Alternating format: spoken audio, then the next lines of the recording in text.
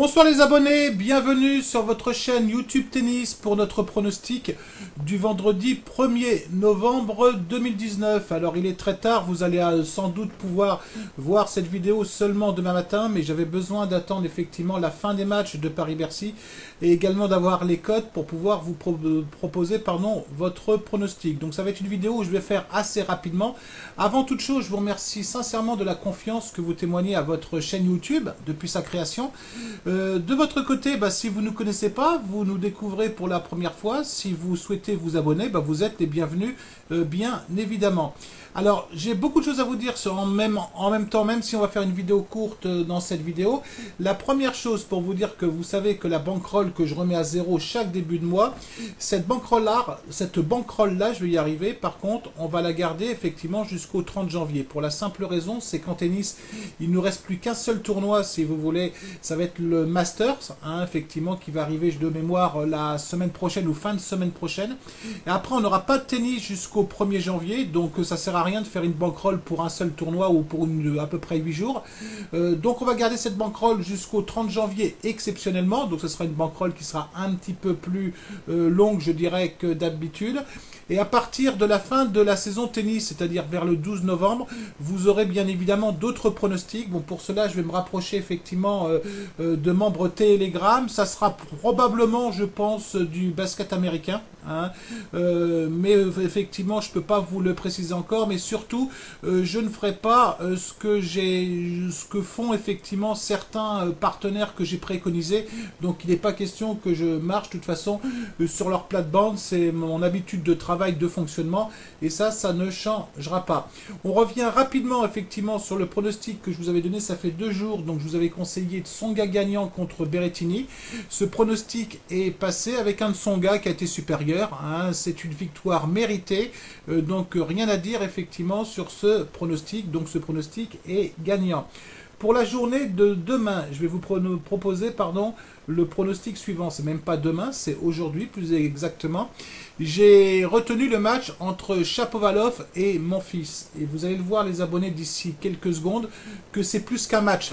C'est-à-dire que c'est le quart de finale de Paris-Bercy, mais c'est un match qui revêt d'une importance pour notre Français primordial, puisque s'il gagne ce match demain, il sera qualifié pour le Masters. C'est-à-dire qu'il passera juste devant Berrettini. Donc je pense que ça a pu jouer aujourd'hui pour son match contre Albot. On va y revenir très rapidement. Je pense que déjà mon fils avait déjà la tête à ce match-là avant de jouer contre Albot. Alors mon fils, pourquoi il peut perdre ce match demain? Mon fils peut perdre ce match demain s'il se met trop de pression par rapport à cette fameuse place au Masters. Il pourrait perdre ce match. Si mon fils joue pendant un set et demi comme il a joué contre Albot aujourd'hui, je peux vous dire qu'il va perdre ce match. Mais pourquoi mon fils peut gagner ce match? Il y a plusieurs paramètres qui font qu'il peut gagner ce match. Mon fils est un showman, il aime jouer en France, il sait se mettre le public dans la poche, il sait chauffer une salle, surtout en France.